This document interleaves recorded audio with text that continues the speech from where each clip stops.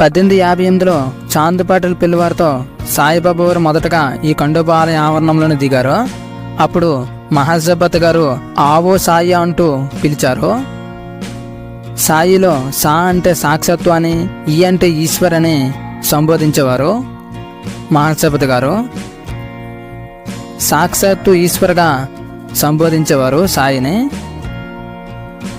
ఈ ఖండోబా ఆలయం అనేది సాయిబాబా జీవిత చరిత్రలో చాలా ప్రధానమైన ప్రదేశంగా చెప్పవచ్చు. ఈ ఖండోబా ఆలయం పక్కనే మహాశివపతి యొక్క చిన్న మ్యూజియం ఉంటుంది.